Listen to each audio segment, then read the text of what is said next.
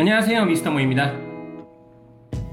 이번 영상은 제가 발리에서 다녀온 두 개의 폭포에 해당하는 영상이라고 보시면 될 것 같습니다. 발리에도 폭포가 여러 군데 있죠. 그래서 전 어느 폭포를 갈까 고르다가 일단 차에서 내려가지고 일단 걸어서 30분 안쪽에 갈 수 있는 곳들 위주로 많이 골랐어요. 트레킹 코스 안에도 이제 발리에 가볼 수 있는 그런 폭포들이 많이 있는데 그렇게 하게 되면 제 체력도 체력의 문제일 거고, 더불어서 이제 갔을 때 그 시간이 너무 많이 소요된다는 부분도 있어가지고 일단은 가까운 곳 위주로 제가 골랐다는 점을 참고하시면 좋을 것 같고요. 이번에 갔었던 폭포들 같은 경우에는 제가 따로 시간을 빼서 간 건 아니고, 아마 지난번 편까지 보셨으면 아시겠지만 제가 동부 쪽으로 돌았었던 램프향이라든지 아니면 까만우중 같은 곳들 가고 시간이 남아가지고 오는 길에 들렸다라고 보시면 될 것 같아요. 그래서 보통 제가 갔던 폭포들 같은 경우에는 동부 투어를 하시면서 오는 길에 가셔도 좋고, 그리고 우붓에서 만약에 머무신다고 하신다면은 우붓에서도 그렇게 멀지 않은 곳에 위치하고 있으니까 같이 참고하시면서 보시면 좋을 것 같습니다. 자, 과연 어떤 폭포들인지 저 미스터 모와 함께 같이 가보실까요? 렛츠고!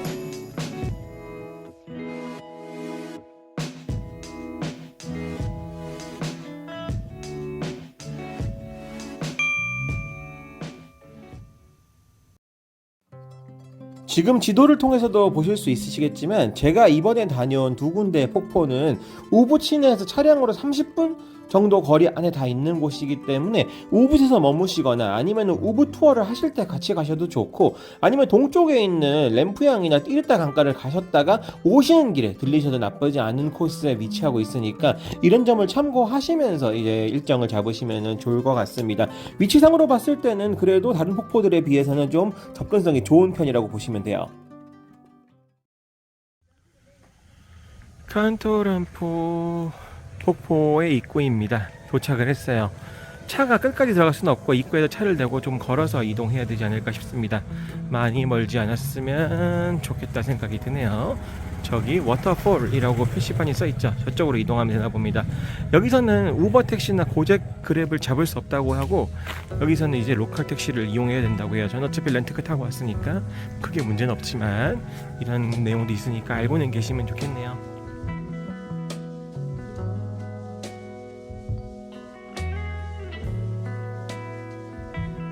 이렇게 내려가기 전에 폭포의 모습을 미리 볼 수가 있네요.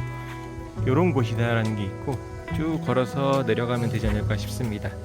걸어서 내려간다는 거는 곧 계단이 많을 수 있다는 거죠.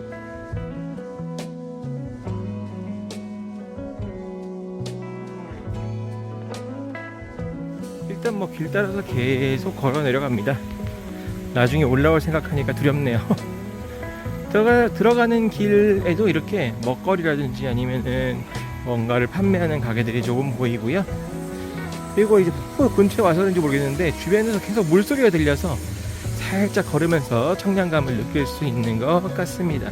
이쪽이 입구고 저 정면에 있는 게 바로 티켓 부스가 아닐까 생각이 드네요.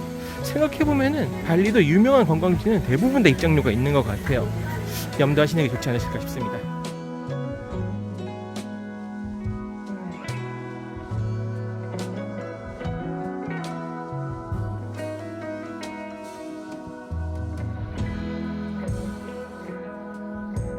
드디어 폭포에 도착을 했습니다. 귀엽죠? 사실 여기 폭포 아니고요. 저쪽에 조금 더 큰 폭포가 있습니다. 보이세요? 이런 폭포예요. 굉장히 크고 저기 아래까지 계곡으로 이루어져 있습니다. 아, 여기 정면에서 보려면은 수영복 가지고 와야 되네. 제가 오늘 뭐 갈아입을 옷도 없고 바지도 없어서 정면 촬영은 거의 불가능할 것 같은데, 일단은 찍을 수 있는 데까지 찍어보고 가야 되지 않을까 싶습니다. 그래서 옆에서 일단 보고 있는데 꽤 멋있죠? 이런 숲속 폭포, 이런 계곡 속 폭포 꽤 값지지 않은가 생각을 해요.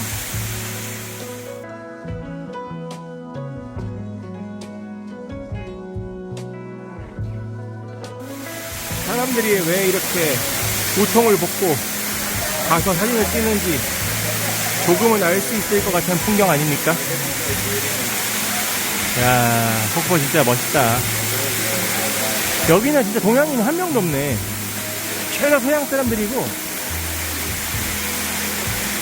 한국인들이나 아니면 뭐 동양 마켓보다는 외국인들한테 좀 더 먼저 알려진 곳이 아닌가 개인적으로 생각해 볼 수 있을 것 같습니다. 이야, 경치 기가 막혀요.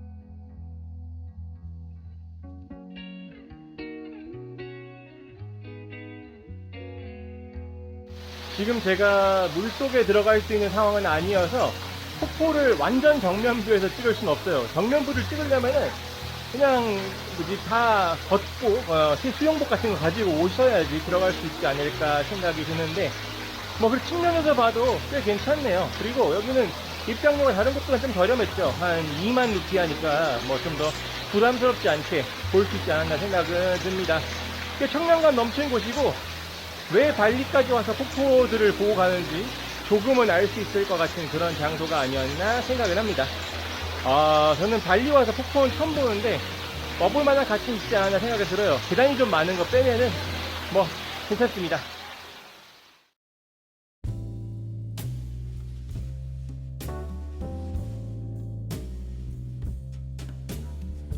드디어 오늘의 마지막 코스인 떼겐룽안 폭포에 도착을 했습니다. 주차장이고요.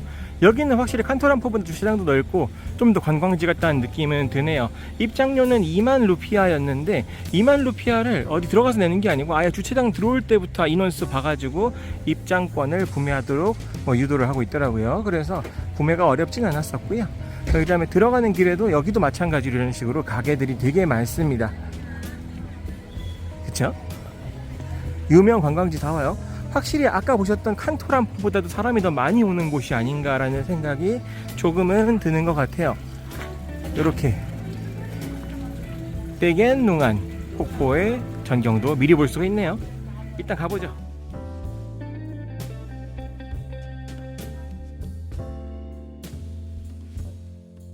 예상은 했지만 여기도 일단 걸어서 내려가는 것부터 시작이네요. 그리고 이쪽에는 뭔가 이제 포토존 같은 게 있죠. 저기 보이네요. 근데 폭포가 살짝 흙물이다. 여기는 저기 보면은 우리나라 폭포에서도 쉽게 볼 수 있는 저런 출렁다리 같은 것도 보이고요. 이렇게 폭포가 있고 내려가서 볼 수 있는 곳도 일부 존재하는 것 같습니다. 확실히 규모라든지 여러 면에서 칸토란포보다는 크다는 느낌을 받을 수 있는데, 이게 요즘 우기라 비가 많이 와서 그런지 다른 이유 때문인지 모르겠는데 물이 상대적으로 막 되게 맑다거나 이런 느낌까지는 아니네요. 흙물이란 느낌이 되게 세요. 그래도 뭐 시원하네요. 여기도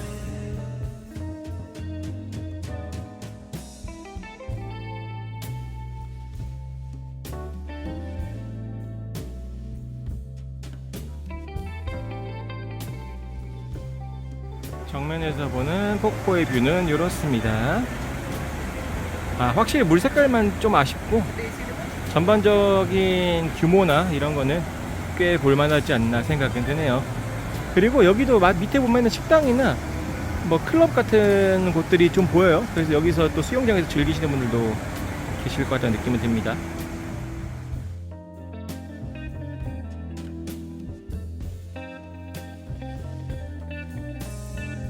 저쪽 너머로 지저분한 흙탕물 폭포만 있는 줄 알았더니 이렇게 또 뒤에는 숨겨진 폭포가 조그맣게 있네요.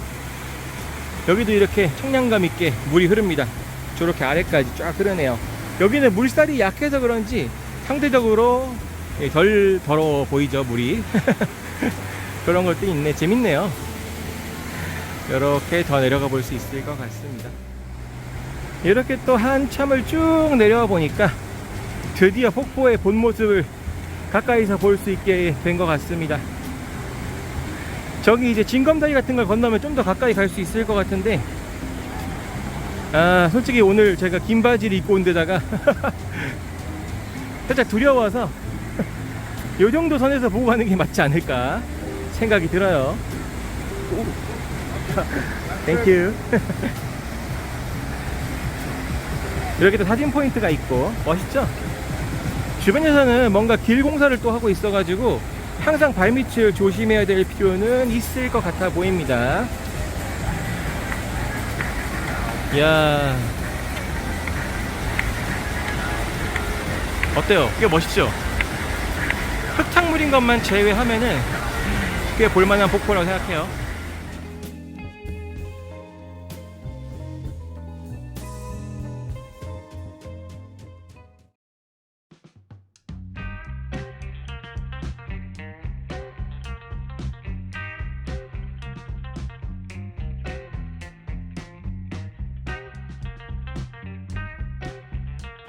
폭포도 멋있지만 폭포 주변으로 이렇게 흐르는 물이 이제 계곡을 이렇게 따라 흐른단 말이에요. 요런 경치들 평소에 보기 어렵잖아요.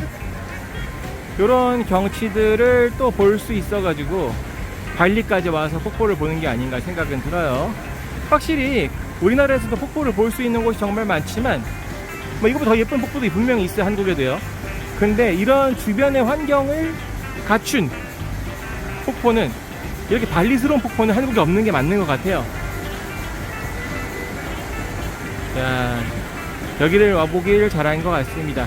참고로 말씀드리면은 저 위에 저 다리를 건너는 거라든지 아니면 저 위에 폭포 위로 올라가 보는 것 같은 경우에는 전부 다 추가료가 발생을 하는 부분은 참고하시면 좋아요. 금액이 막 비싸진 않습니다. 뭐 한 2만 루피아 정도로 해가지고 올라가 볼 수 있다고 하는데, 글쎄요, 저는 크게 메리트를 느끼진 못해서 저기 사실 무섭기도 하고 건너가는 게 그래서 요 정도 폭포를 구경하고 돌아가 볼까 합니다. 괜찮네요. 근데 살짝 흙탕물이어서 아쉽다, 그쵸?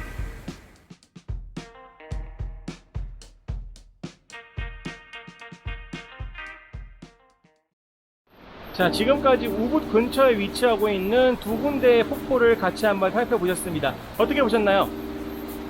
사실 발리에는 제가 오늘 소개해드린 곳 말고도 폭포가 정말 많아요. 진짜 많은데 조심하셔야 되는 거는 이제 폭포에 대한 계획을 짜실 때 폭포가 어디에 붙어 있는지, 그리고 주차장에서 내려서 얼마나 걸어가야 되는지를 꼭 체크를 하시는 게 좋습니다. 일부 폭포는 발리 최북부에 위치하고 있기 때문에 가기가 어려운 곳도 있을 수 있고, 또 어떤 경우에는 그런 폭포가 그 숲속이라든지 아니면 산 중간에 막 있어요. 그래가지고 트레킹 하듯이 막 2시간, 한두 시간씩 막 걸어 올라가야 듯이만 만날 수 있는 그런 장소도 있습니다. 그렇기 때문에 솔직히 얘기 드린다면은 발리가 예전에는 폭포를 그렇게 많이 오는 사람들이 없었어요. 근데 이제 요즘 이제 건강 때문이라든지 아니면 트레킹을 좋아하시는 분들이 많아지면서 폭포를 찾아오시는 분들도 꽤 계십니다. 오늘 소개해드린 두 군데 같은 경우에는 뭐 힘들긴 하지만 그래도 그렇게까지 힘을 많이 들이지 않아도 되는 그런 폭포들이었어요. 그래서 뭐 계단 한 150개, 200개 정도씩만 올라가면 되는 곳이니까 뭐 그렇게 무리하지 않고 다녀올 수 있는 그런 장소가 아닌가 생각을 하지만, 여기 말고도 또 멋진 폭포들이 많이 있죠. 그런 곳 같은 경우에는 가는 환경이 어떤지, 그리고 내가 있는 호텔과 어느 정도 거리가 있는지를 꼭 체크를 하셔서 움직이시는 것을 권장을 드립니다. 참고하시면 좋아요. 지금까지 미스터 모였습니다. 다음 영상에 좀 더 즐겁고 알찬 영상으로 인사드리도록 하겠습니다. 감사합니다.